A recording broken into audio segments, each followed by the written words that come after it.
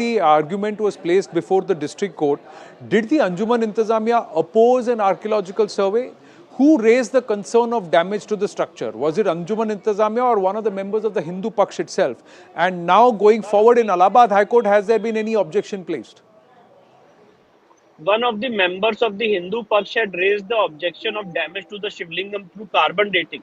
That too also through carbon dating, which we clarified on 7th of October, saying that there is no question. We are also not asking for any damage to the Shivlingam. In our petition before the Allahabad High Court as well as before the district, that we had said that we want to get this exercise conducted without any damage to the Shivlingam. So that issue was clarified time and again before the Honorable District Court Varanasi as well as before the Allahabad High Court. But without appreciating that fact, the Honorable District Court of Varanasi had rejected our application. And the second point is that the Anjuman Intizamiya will file its reply before the Allahabad High Court. And very interesting question you have asked. I'm so grateful, thankful to you. The Anjuman Intizamiya, interestingly, filed an affidavit before the District Court of Varanasi saying that it is not a Shivlingam, it's a fountain, and this question has to be adjudicated. So the question is, the whole point is that how will this question be adjudicated? It has to be done by an authority which has the ability to do it, and that's the AS. I have run out of time, Vishnu Jain, and that's why I had to interrupt you, but thank you. So we'll continue to track this. We'll all see what happens on the 21st of November. With that, it's a wrap of this edition of The Nation at 5. Viewpoint with Zaka.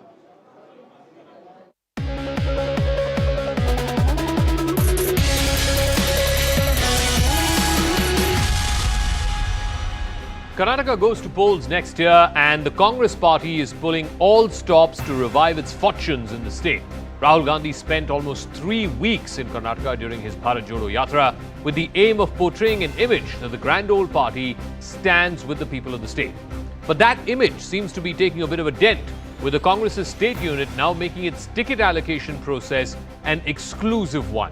Exclusive to those who can afford to pay up to 2 lakh rupees. Now, what is the rationale behind the Congress party's stand? And what has been the fallout? Take a look at this report before we go to our debate. Please go to your seat. Please go to your seats. In 2008, members of parliament waved wads of cash during a trust vote on the floor of the House. That cash for votes scandal was followed by several more allegations through the years across the country. But perhaps for the first time, a price tag has been put on an election ticket. Aspirants in Karnataka who wish to contest elections next year from the Congress party will now have to cough up 2 lakh rupees for the party's building fund. That, of course, is in addition to the fee they would pay the Election Commission. Now, the Congress believes that this will weed out the non-serious candidates and at the same time fill the party's coffers. Chief of the party's Karnataka unit made the announcement himself and even asked why the BJP was objecting to the grand old party's internal matters. An argument the Saffron party isn't ready to buy. ನಮ್ಮ ಕಾರ್ಯಕರ್ತರು ಈಸ್ಕೊತಾ ಇದೆ ಇವ್ರಿಗೇನು ಕಷ್ಟ ಇವ್ರಿಗೇನು ನೋವು ಅಂತ ಎಲ್ಲಿಂದ ನೋವು ಶುರು ಆಯ್ತಾ ಇದೆ ಇವ್ರಿಗೆ 5,000 ರೂಪಾಯಿ ಕೇಳಿದ್ದೀನಪ್ಪ ಅವ್ರು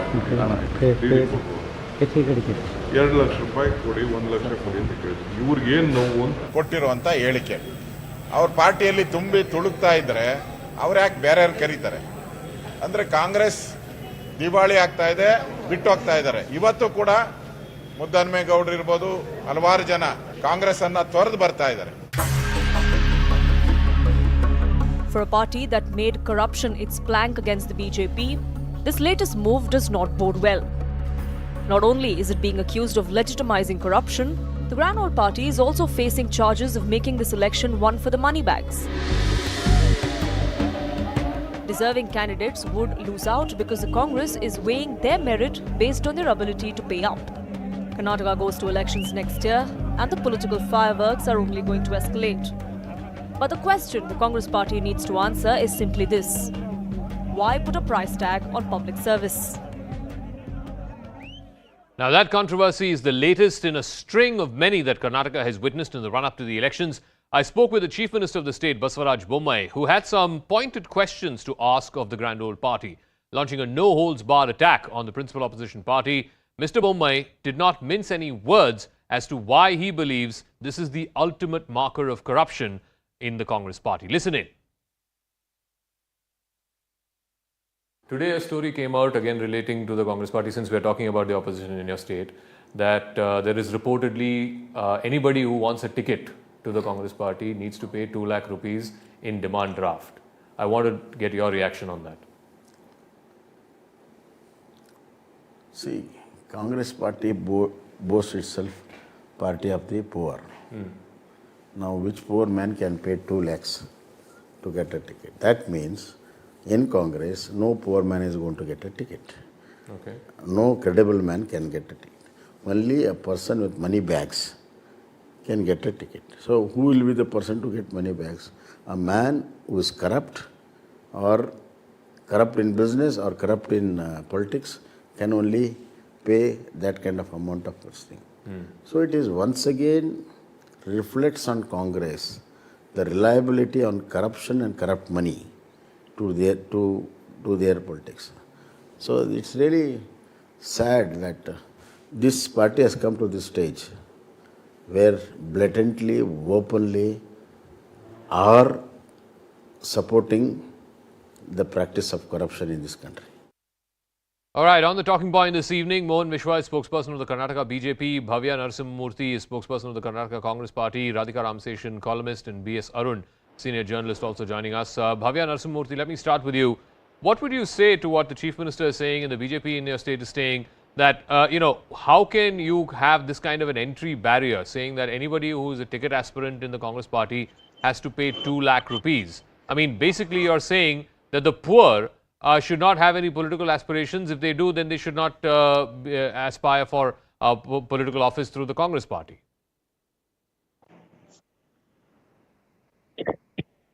Hi. Yes, Bhavya.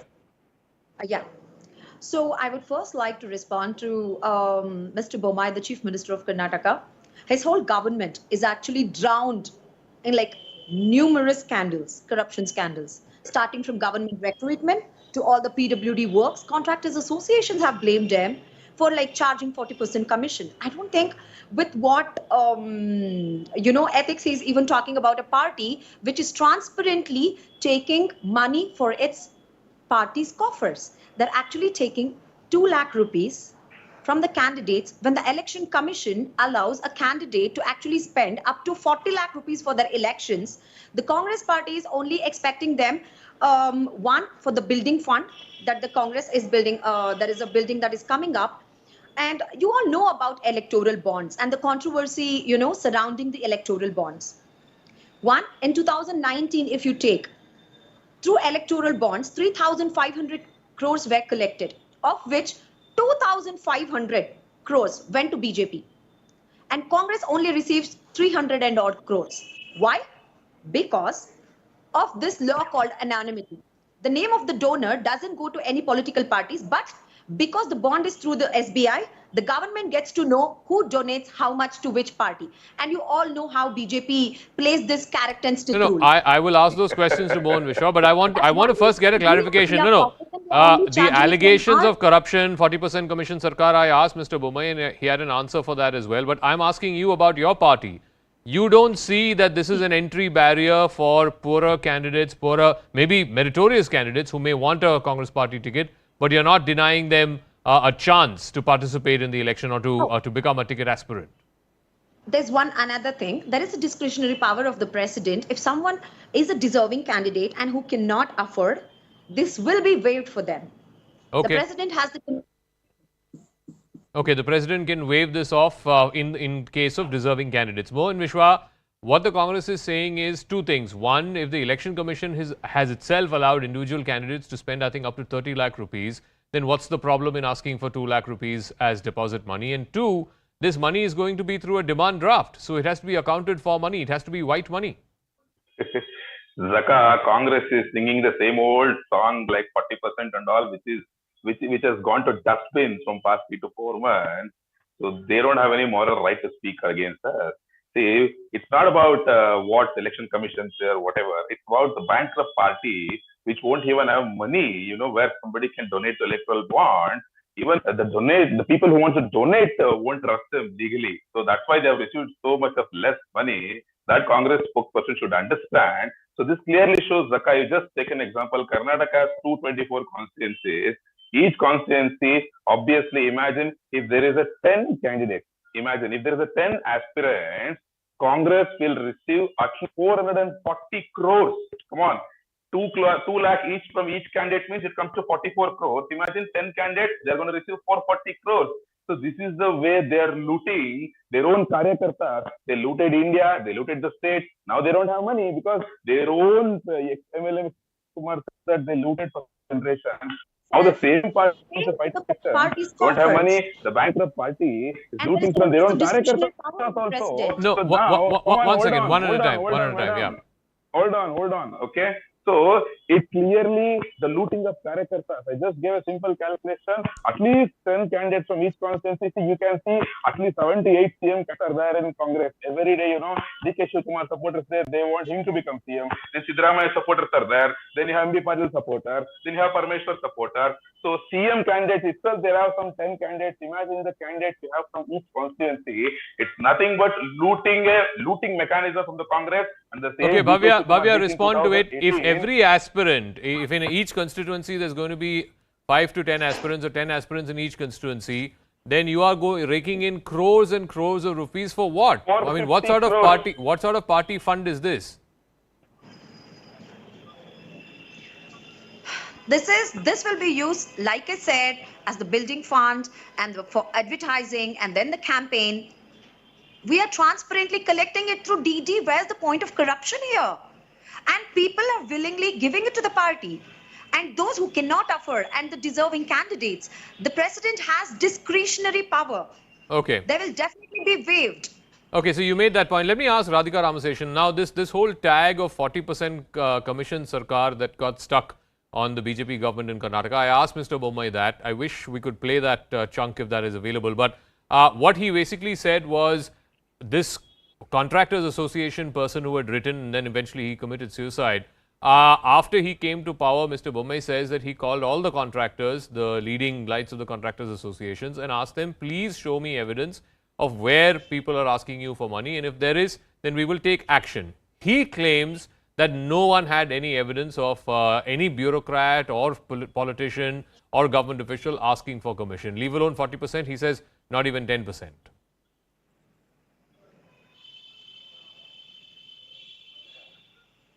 Radhika. Radhika, are you there? Radhika, if you can hear me, that question. Yeah. So what is the question, Zaka? No, so does that politically cut ice? Because you also had this Pay CM campaign which the Congress had taken out. He says all of that is political. It has no merit on ground. That's his claim. That's the Chief Minister's claim.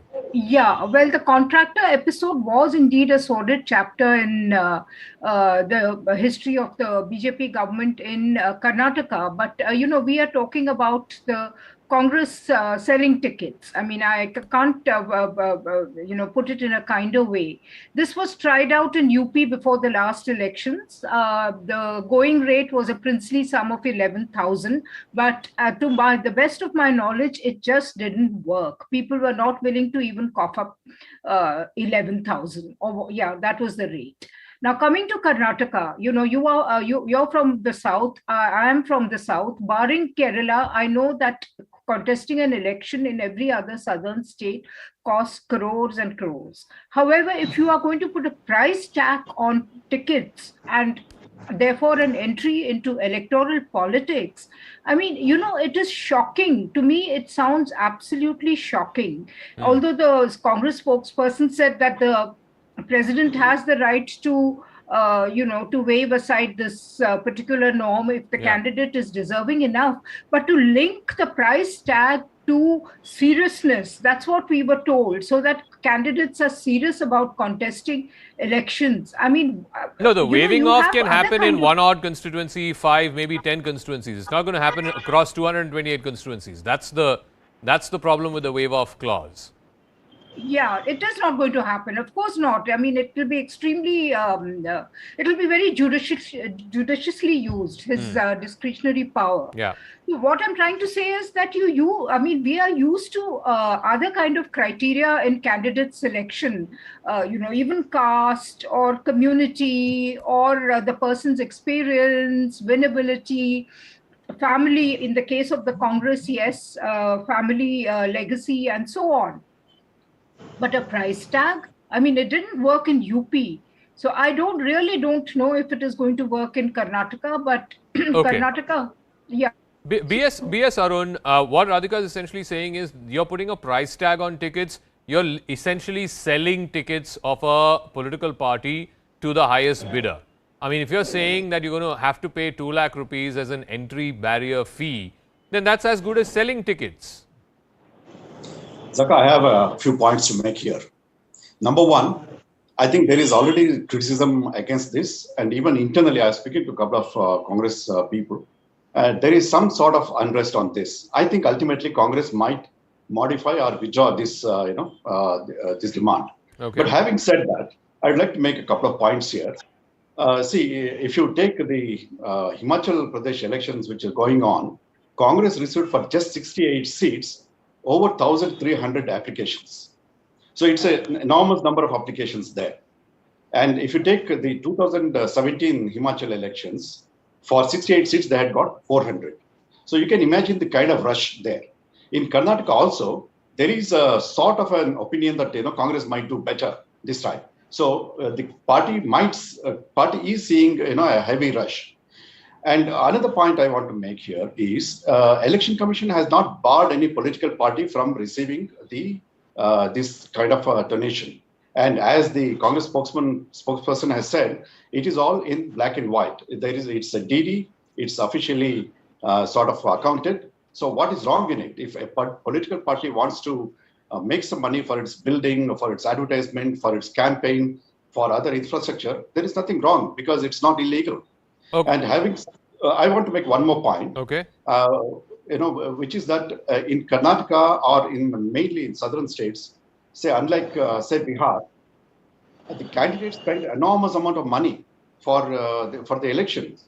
Mm-hmm. Each constituency would be seeing crores and crores of rupees flowing like water.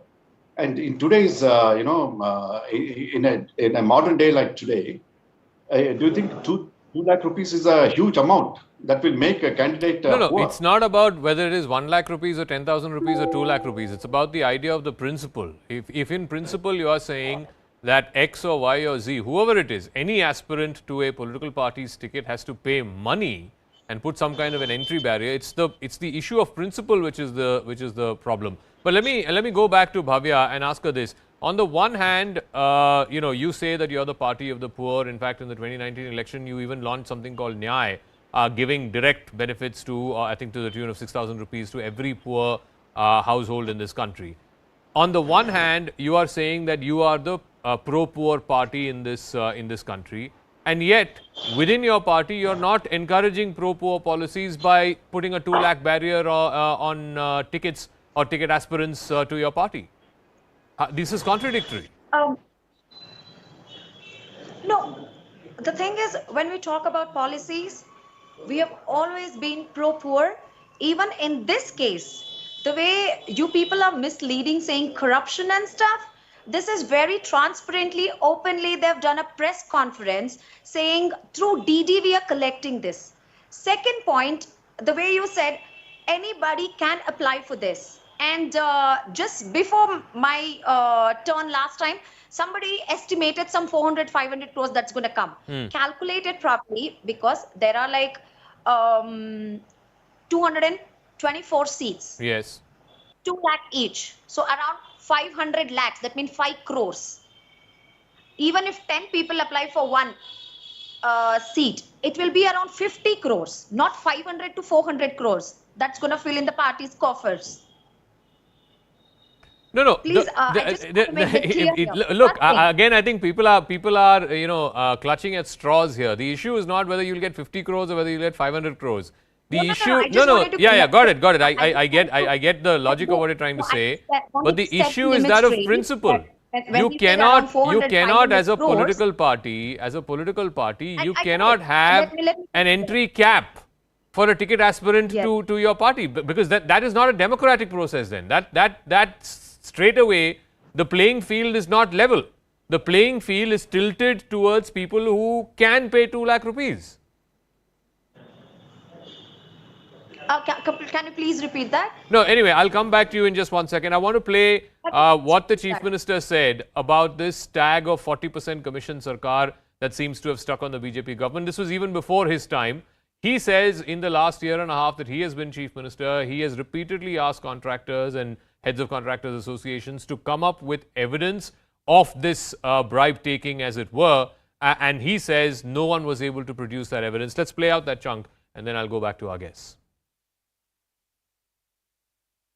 Let's come to some political questions. When you took office over a year ago, there was this whole moniker about corruption sarkar, 40% sarkar, so on and so forth. There was this famous case of a contractor who had even written to the Prime Minister. The Congress opposition has been making a big deal about it. My question to you is, what have you done in the last 1 year to erase that perception or to mitigate that perception? First of all, that perception is political. Nothing true. I called them. Said, please give me one small or big case where you have paid 40 or less than 40%. You tell me. Okay. They never came out of this. And some of the contractors were telling television that we have paid so much and all. And when we really asked them, they never done the work for last 8 years. No, it is totally political. That's apart. To weed out the corruption, it all starts from the estimates of the work. Estimates are bloated. So I have made a committee, a high-level committee, where High Court judge is there, and retired High Court judge is there, and retired technical officers are there. They're going to scrutinize all the major estimates of the major projects, right, which comes from the department, and they're going to scrutinize critically and see that if nothing is bloated, nothing is been add-on is not there, it should be realistic. That's number one. Number two, I have said that not more than 5% premium should be paid to all cut. Earlier, in some cases during Congress government, Siddaramaiah government, I got instance they paid 20%, 30%, 40%, 50% premium. So I stopped all that nonsense.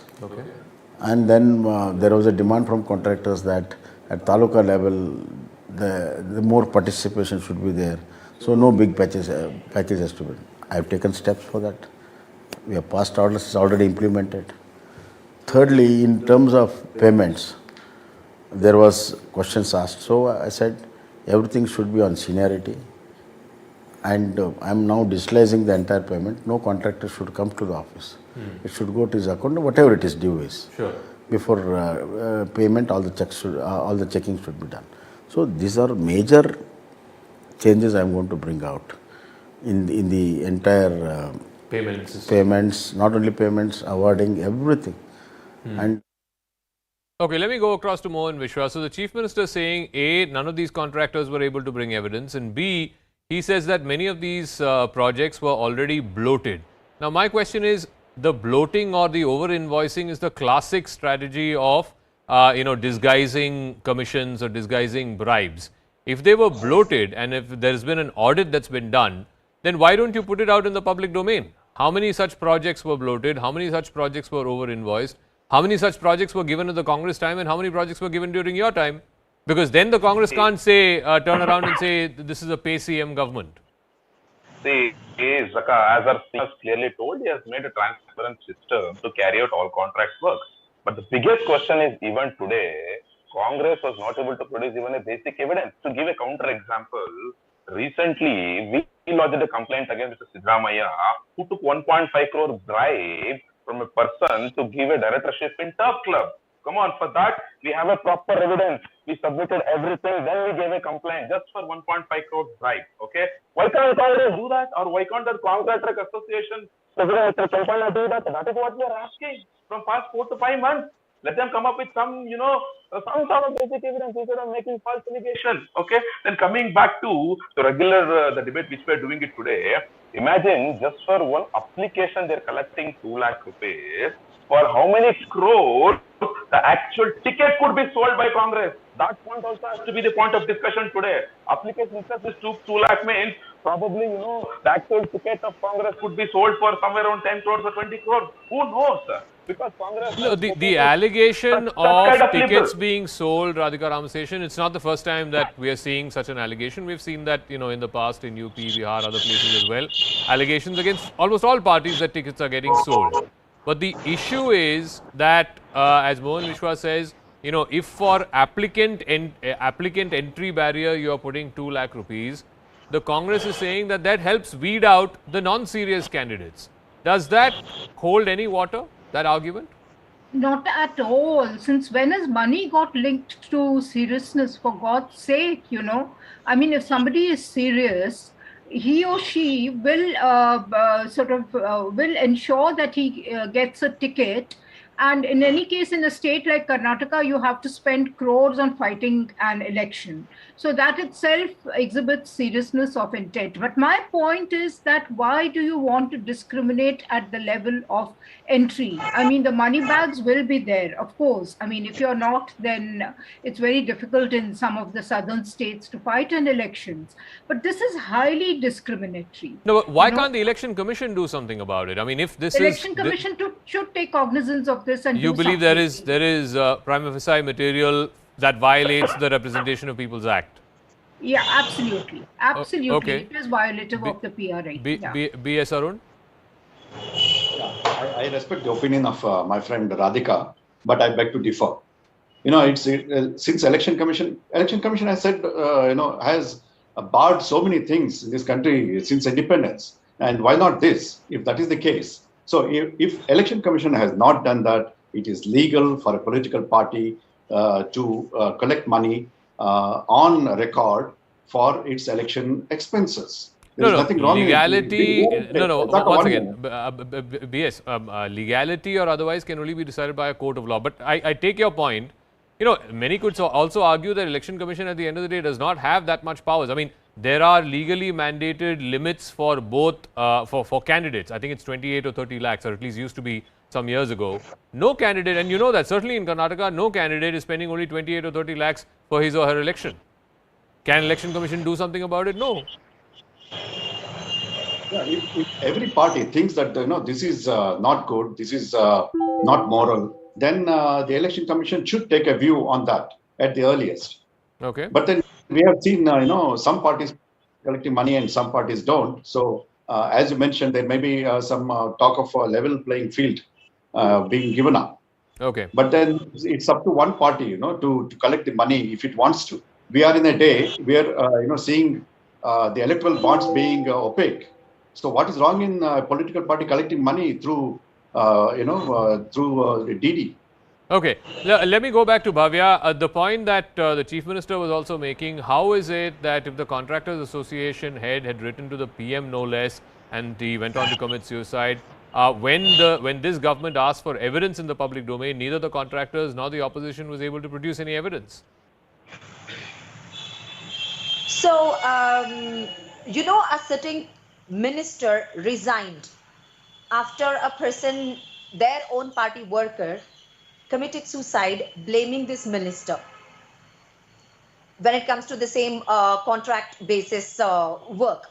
That on one side, and when it comes to just sub-inspector recruitment, PSI recruitment scam, an officer of ADGP level, Amrit Paul, has been arrested in this government, and he was ADGP for the recruitment of police department. And today he is ready to give out the names. If he even said he will give the statement in front of the magistrate, but the government is not ready to produce him in front of the magistrate. Why is that happening? If this is how your investigation is, and we even requested them to, an association of students requested them to give the case to the CBI. Okay. They are not ready to do that. Okay, Mohan Vishwa respond, police recruitment scam, Mr. Ishwarappa had to resign because of this contractor scam. These are all recorded facts. Exactly. See, Zaka, owning moral responsibility, Mr. Ishwarappa resigned within 48 hours of, that particular incident, which is very bad. Okay, even today, there was a clean sheet given by the ACB. There was no proper evidence. The case is going on. But what did Congress do during their tenure? Mr. DYSP Ganapati, who made a video openly and said, for his suicide, Mr. George, who was then Home Minister, was responsible. What did Mr. George do? He took 2 months. He cleared all the evidence before giving it to CBI. Then he resigned. So that's the kind of moral responsibility we are having here. And in the case of PSA recruitment scandal also, Okay. we arrested the topmost officials. So that they should appreciate. At the same time, come on, let us speak about the teachers recruitment scandal. And also in the same PSA scandal, their own party workers are also have been arrested. That's the kind of justice, that's the kind of investigation we are conducting. All right, I got to wrap up. I want to thank Mohan Mishra, Bhavya Narasimhamurthy, B.S. Arun, Radhika Ramaseshan, because I think one thing is very, very clear. I think corruption is going to be a big talking point in the Karnataka election. Whether or not that dents the BJP and helps the Congress, or whether or not it dents the Congress and helps the BJP, that of course only the people of Karnataka will know and tell. That's a wrap. Thanks very much for tuning in.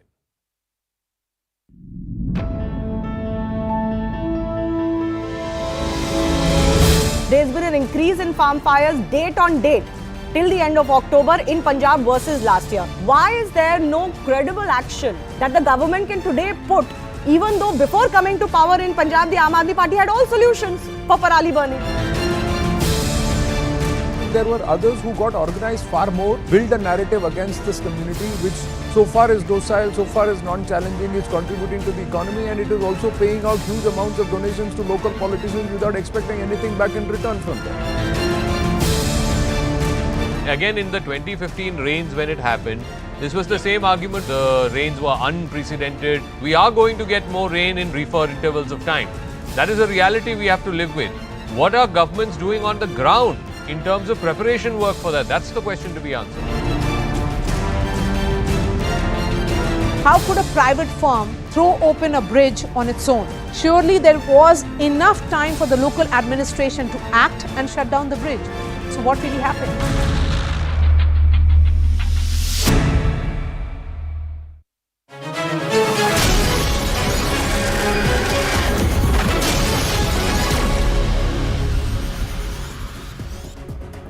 Good evening and thanks a lot for staying with us here at CNN News 18. I'm Ridhima Bhatnagar. If you do not live in the national capital or the NCR region, you might want to consider yourself lucky.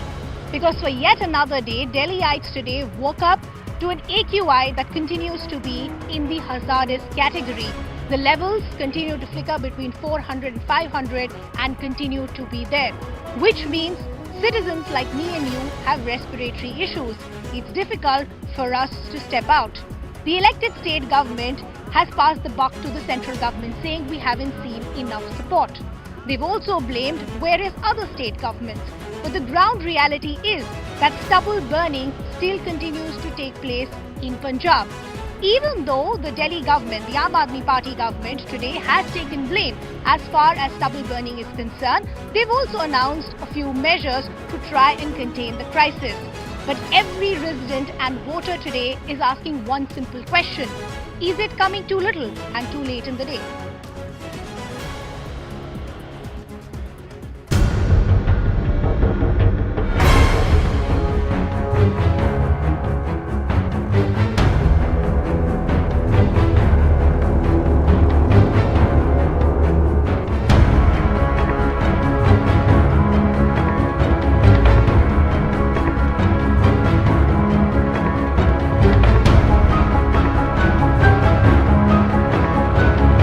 ये वक्त finger Poynting का नहीं है, blame game का नहीं है, एक दूसरे को गाली देने का नहीं है, इतने सेंसिटिव मुद्दे पे राजनीति करने का नहीं है। पंजाब में हमारी सरकार है, अगर पंजाब में पराली जल रही है उसके लिए हमारी सरकार हम जिम्मेदार हैं।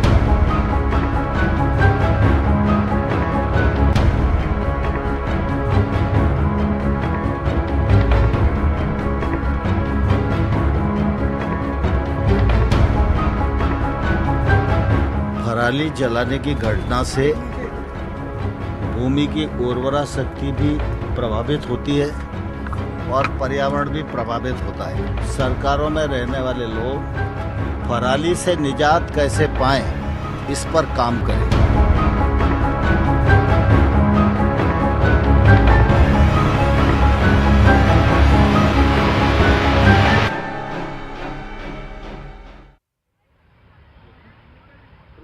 Now I'm coming to you from central Delhi, and it has been almost impossible for us to even do our setup properly because there has been irritation in our eyes, there have been respiratory issues, wheezing that has been complained by many of our crew members as well. Before I bring in our guest to try and understand where are we lagging, I want to begin this show by getting in some voices of residents to try and understand what are the kind of problems that they continue to face. आप हमें बताइए, हमारे दर्शकों को बताइए, आपको कितनी तकलीफ हो रही है रोज के काम करने में, बाहर जाने में, किस तरह की तकलीफ हो रही है? अभी तकलीफ बताऊँ तो आम आदमी को जो है कि जो दिल्ली की हवा जो इतनी प्रदूषित हुई है उसके कारण सांस फूलने का बीमारी हो रहा है। अगर बाहर निकलो तो ये जितनी हवा खराब हुई है उससे बहुत मतलब स्किन का प्रॉब्लम हो, प्रदूषित हवा के कारण अपने गुर्दे का प्रॉब्लम हो, वो सब ये हो रहा है मतलब आम आदमी को। जी, आपको किस तरह की तकलीफें हो रही हैं? सरकार बोल रही है हम कोशिश तो कर रहे हैं, पर क्या ये काफ़ी लेट आ रही हैं जिस तरह के सॉल्यूशंस अब आ रहे हैं सामने? बराबर है, ये जो सरकारी जो कोशिश कर रहे हैं वो बहुत लेट हो गया है। और जो प्रदूषण हो रहा है, हवा प्रदूषित हो रही है, इसको सभी सरकार जिम्मेदार है। इंडस्ट्रियल एरिया है वो भी जिम्मेदार है, और जो प्राइवेट ट्रांसपोर्ट है वो भी उसको जिम्मेदार है। ये इसके ऊपर काम करना पड़ेगा और सभी सरकारों को इसके ऊपर काम करना पड़ेगा। So there you heard from the residents that this is a collective failure today of various governments. Let me also now bring in our guest to take this conversation forward. We have Captain Shalini, spokesperson of the Aam Aadmi Party. I have with me here at Vijay Chowk, spokesperson of the BJP, Anuja Kapoor. We also have with us Dr. Minocha. He'll help us understand what are the kind of problems that we're seeing with residents. I also have with me Kavita Ashok. She's an environmentalist, to understand what are our long-term solutions, how do we move forward from here on. Good to have all of you on the broadcast with us. Thank you so much for taking our time and joining us here on CNN News 18. Captain Shalini, I want to begin the conversation with you. We've heard the press conference from Arvind Kejriwal as well as Chief Minister of Punjab, Bhagwant Mann, earlier in the day. Even though they've taken responsibility saying that yes, stubble burning is a reality for Delhiites, stubble burning is a reality for Punjab, but we've only been in power for 6 months, you need to give us more time. But isn't it a tad bit convenient? Because when you were in the opposition, you had made some tall promises. You'd hit out at the Congress for exactly these same issues. Good evening, everyone. So we had made the promises, poll promises, and even today we have accepted that yes, it is our responsibility, and wherever we have not been able to fulfill it, we have asked for 1 more year. So we are not backing away from our poll promise, and we are keeping that. Yes, some time is more needed, and in these 6 months also, continuous efforts have been put so that we don't, there is the kind of stubble burning which was there last year, there is less area which has found this time as per the data that less area was covered for stubble burning. Yes, we don't say that 100% was removed. Also, many steps have been taken by the Punjab government and Delhi government simultaneously to reduce this pollution, but unfortunately where we are sitting today, it's an extremely horrific situation. And I must say that it is not okay to just blame Delhi government or Arvind Kejriwal. It is a complete problem of North India. If you see UP, if you see Rajasthan, Haryana, so everybody has to come together. And it is every year the problem is there. Every year. Shalini, this is where I'm saying problematic. You are the state government, elected state government, both in the national capital as well as Punjab. You hit out at the Congress for exactly those same reasons. Today you're saying that you can't only blame the Aam Aadmi Party. Why not is the question that is being asked. Stubble burning is an issue, is a crisis that we faced for years. I want to understand what is the rationale behind the comments that we're seeing from the Agriculture Minister of Punjab, who has gone on to say a few days ago that stubble burning in Punjab is not responsible for the crisis in the national capital, because stubble burning in Punjab cannot travel all the way to the national capital. Let's go back 3 years in time. The Aam Aadmi party had said exactly this, that Punjab is the villain. They are responsible for what the Delhiites are facing. Why this U-turn? So there is, again, I will say there is no U-turn. Stubble burning is responsible. It's not, there is pollution has, the stubble burning has some role to play in this stubble burning, but not the, we can't just say that everything was because of stubble burning, and we have never said that. There has been vehicular pollution during Diwali. There was a ban of firecrackers, and the way the ban which was put by Delhi government, which was not accepted by many BJP leaders who went ahead to court also, that this should not be banned, but the court rejected. So there have been continuously a lot of reasons for this pollution in the entire North India is engulfed. Today the AQI in Noida is above 500. So let's address it as a problem of North India. Rather, we can't put Delhi in a silo or Punjab in a silo or any other state. And we have to respond to the criticism coming in from the Aam Aadmi party, essentially saying that why are you singling out only the national capital? There's stubble burning happening in Haryana, there's stubble burning happening in other states. Why are we collectively not trying to find a solution rather than just trying to pinning the blame on the Aam Aadmi party? It is a very irresponsible statement again given by the Aam Aadmi party spokesperson. Just taking the responsibility at the dead end, where there is already a damage, a chronic damage has already been done to the children, to the old people. And now when Adhyakshi of BJP Delhi, Adesh Gupta ji, he talked about his nephew and he talked about his grandchild. They're talking about on that ground, he is talking, the Aam Aadmi party, Arvind Kejriwal ji is now saying that, okay, I understand this is what has happened. Now if we talk about Central has already had a big meeting with all the states, Union Cabinet Minister Bhupendra Yadav ji, Environment Minister, he had a meeting. And what did the Punjab say? Punjab said when they were talking and requesting them, please look into the matter before it is in November which is coming, the October is coming, please look into the matters. But what did Punjab said? Punjab government said we are all equipped. We are equipped with the machines.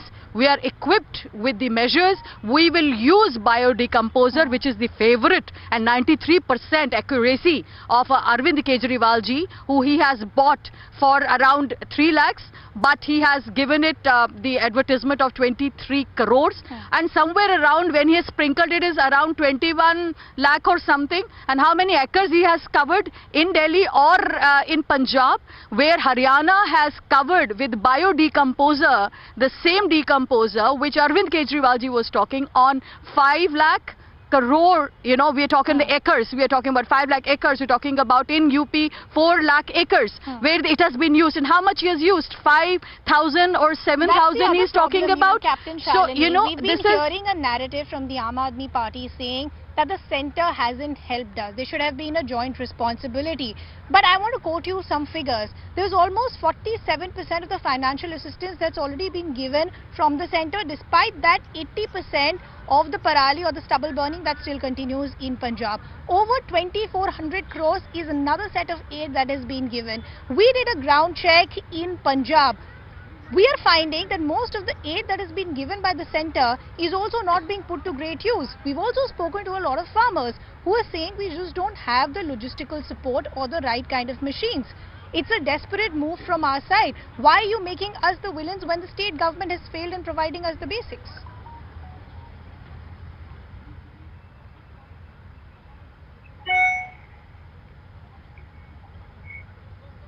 Captain Shalini, can you hear me? Hello? Captain Shalini, can you hear us?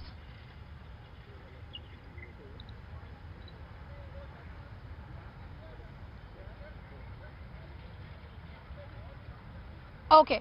I will just try and fix that connection with Captain Shalini to try and understand those issues. Anuja, I'll come back to you also in just a bit. If you could just pass on the mic to Dr. Minocha. I want to now understand, Dr. Minocha, keeping the political war of words aside, every resident, every voter today is disappointed because they're saying the basics are not being provided. This is a health emergency. Look at when the action is being taken. Today, 1 week down the line, you're saying, okay, we'll shut down schools, we'll stop vehicular movement. But isn't it coming too late, too little in the day? So I want to understand specific issues that you're seeing with people. And how dangerous is it for us to even continue like this? Yeah, that's right.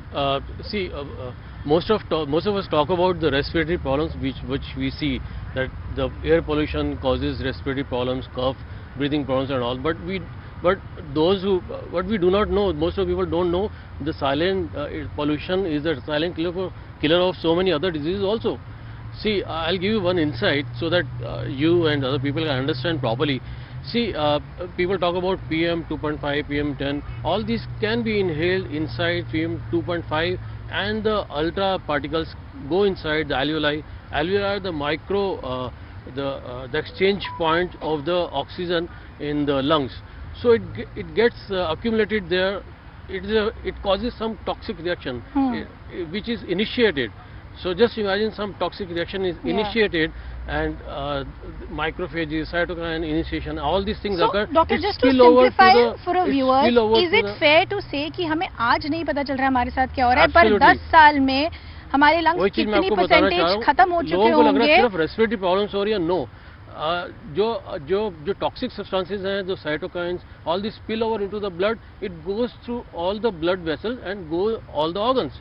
See, it is accumulated inside the respiratory system, so we see most of the symptoms of the respiratory problems. What are the long-term like cough issues or ailments that problems people can face if we continue to inhale such toxic air? All the things. See, for a person coming for general fatigue, headache, migraine, all these get accumulated, precipitated during this period. True. So, if a person is having any of the problem which is having, it get aggravated. Like if a person is having a heart problem, the heart problem get aggravated. See, it has been seen that 10 to 15% of cardiovascular mortality is because of pollution. See, these toxic substances, it causes injury to the vessels called endothelial dysfunction, thereby causing clot formation, thrombus formation, the thrombus is formed inside the vessels. It causes angina, heart attack.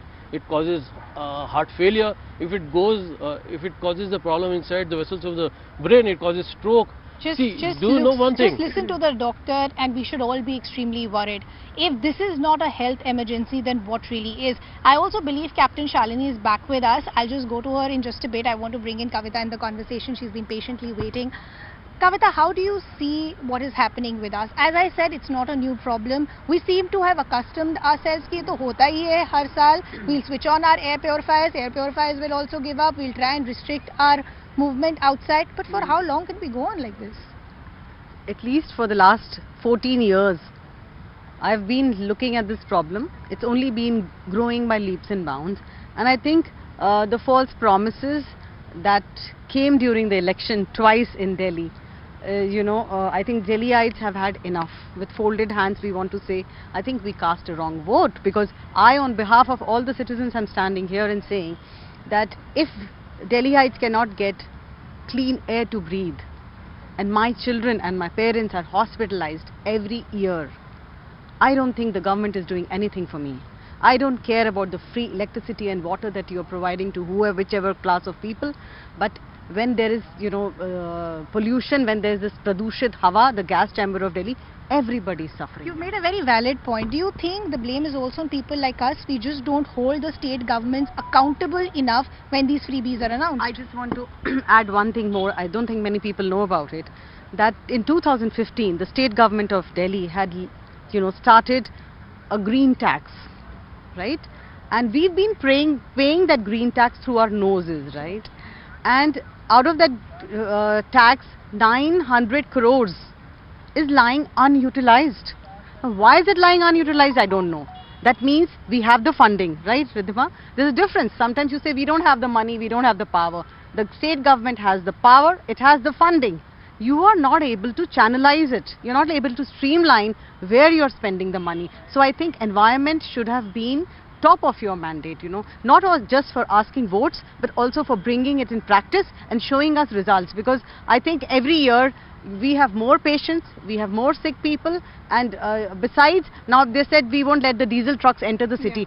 It's not a problem of pollution. I do a deep study. It's also going to give us inflated prices of vegetable, fruits, milk in the coming days. If you're going to stop all the trucks from Punjab, Haryana, people in Delhi will pay double the price for milk, double for vegetables. I think that's a very valid point that Kavita is making. What about the economic repercussions? And Captain Shalini, this is where I want to understand what is the rationale that the Aam Aadmi Party today is working with. Today we've seen few measures that have come in. You've said that certain schools will be shut. You can have government employees working from home. You'll stop industry activities or construction activities. Vehicular movement will be restricted. But who's going to be responsible for the daily wager who's going to be losing his money every single day? Who is going to be responsible for a child being suddenly disoriented that I have to go from offline to an online mode? What about that cab driver who will lose his or her money today? So I'm trying to understand, and this is what every citizen today is asking, that for an inaction of the state government, why should the citizens be paying the penalty? Sorry, my line got disconnected. See, first of all, I will just make a point clear that the trucks for essential services will not be stopped. So the milk and the grocery and the vegetables which we have been talking about just now, I was listening. So it won't be stopped. Those trucks are not banned. Essential services are allowed. Now, second, yes, I completely agree that the kind of situation we are in, even I am an asthma patient and even I have been coughing a lot, and it is an extremely horrific situation.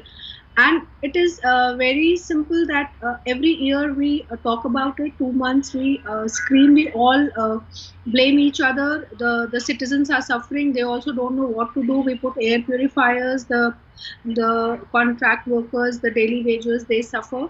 So all these things are happening. So somebody has to take the collective responsibility. Now Delhi air is not, there is no boundary on Delhi air that okay, Delhi air is getting polluted and then it is leaving it to on other states, or other states are sending it here. Now today in a joint press conference, Delhi CM and Punjab CM but Captain Shalini, agriculture is a state issue, law and order is a state issue. You've been elected because of the promises that you made. You were able to topple the Congress because people saw a sense of confidence in you. They thought maybe this will be the opportunity for change. But if we have to go back to that same vicious cycle, then I'm trying to understand what really has changed on the ground. So now that we've understood the problem, we all know about it, rather than indulging ourselves in this bickering war of words, I want to understand what are the concrete solutions that the Aam Aadmi Party is working with, and more importantly, what is the timeline that you're giving yourself?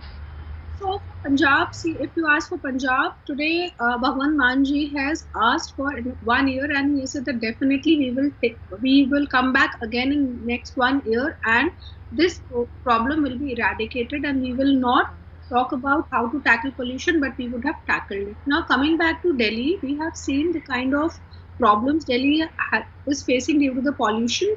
So our Minister Gopal Rai ji, he has taken some measures, and for immediate solution, yes, we have asked for schools to be shut down for primary children. Work from home has been asked.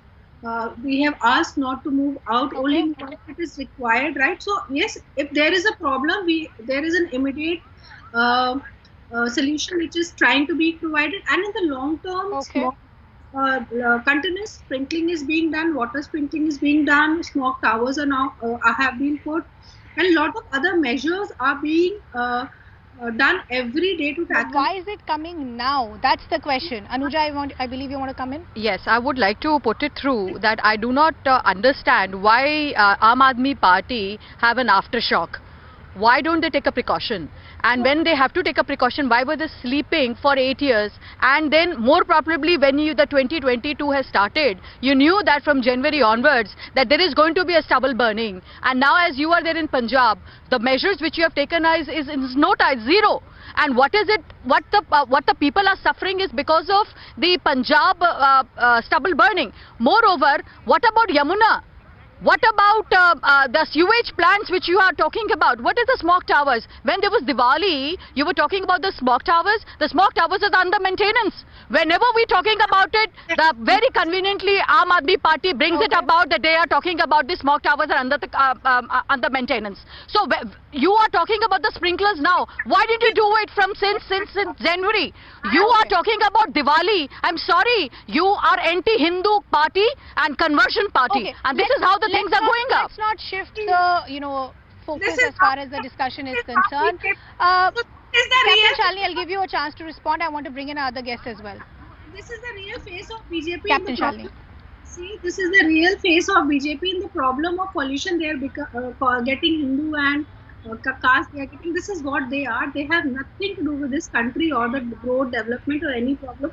Bringing the we are Hindu party or anti-Hindu party is just not required in today's topic of debate. Now, the BJP spokesperson was speaking on top of her voice. Today, the AQI level of Noida is at above 500. Does she have a reply for that, or she will say Arvind Kejriwal has said that?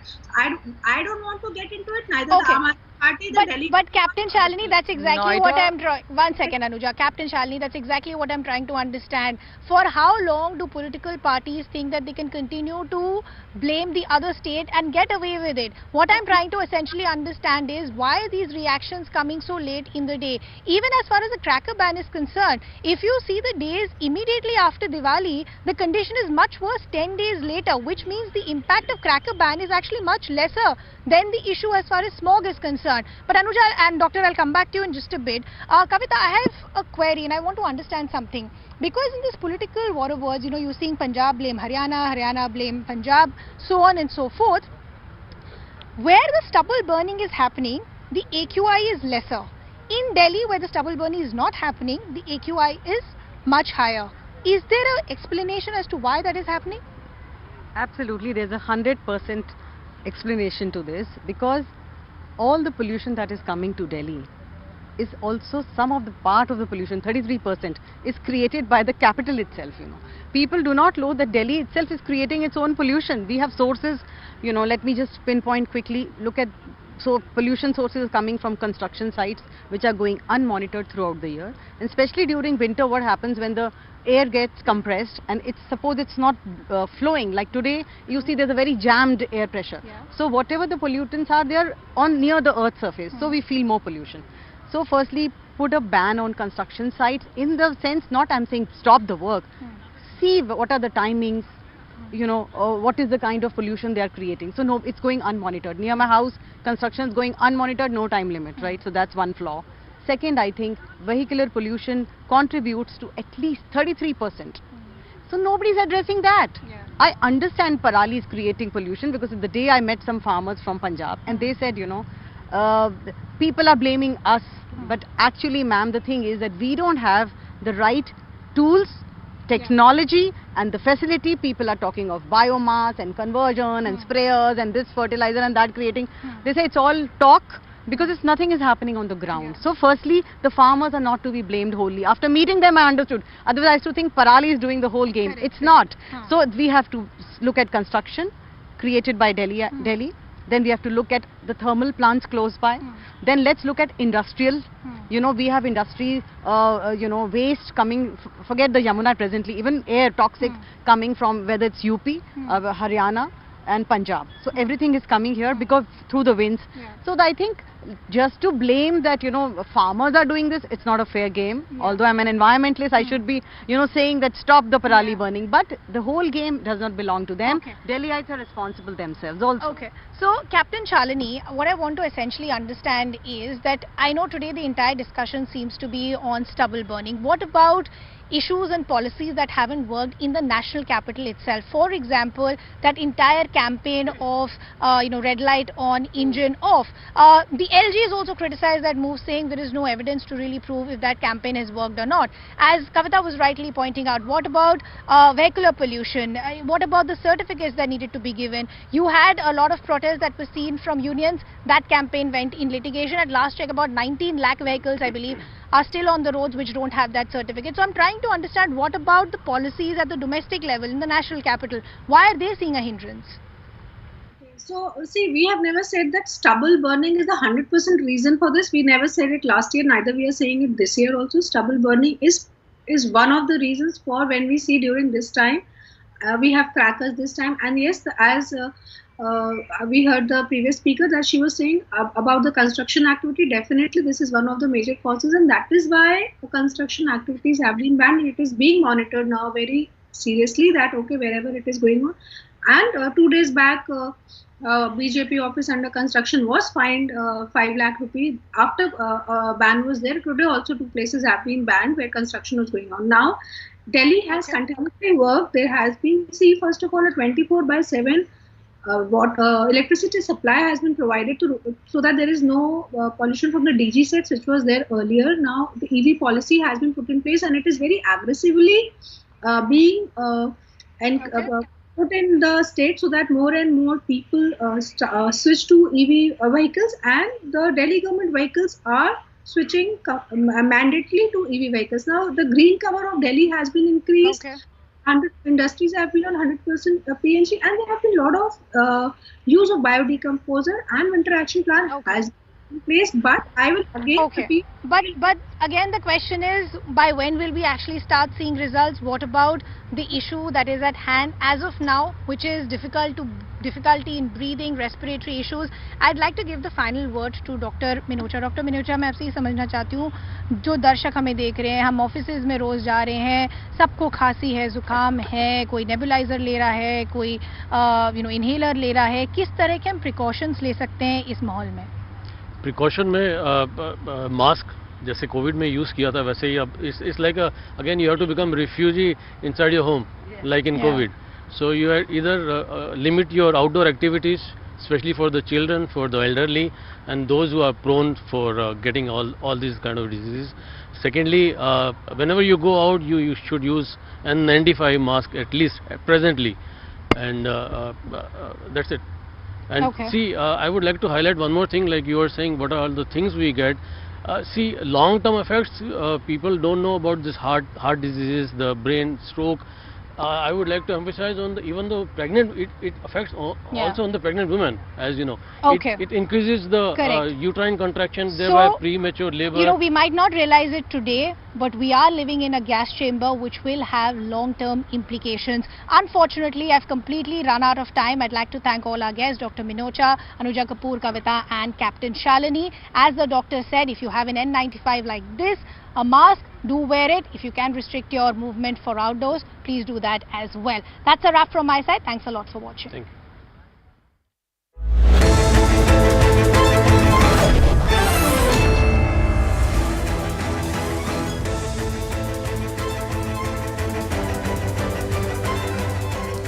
Good evening, hello and welcome to Plain Speak. I'm Anusha Soni. Delhi is literally a gas chamber. The air emergency is truly a problem of the north of the country, but no other city is as adversely affected as the national capital, owing to its peculiar geography. Well, a few years ago, some toddlers had moved the Supreme Court of India, seeking their right to breathe, their right to life. And the Supreme Court imposed a cracker ban, banned the entry of trucks, set up a special panel to deal with pollution crisis. In all these years, if you do away with the judicial intervention, there's very little that the governments have done to control air pollution from the policy point of view. In fact, India doesn't have any specific policy to deal with this menace.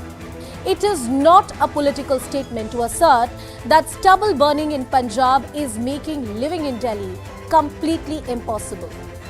Well, not that the national capital had great air quality days, but the stubble burning has made it all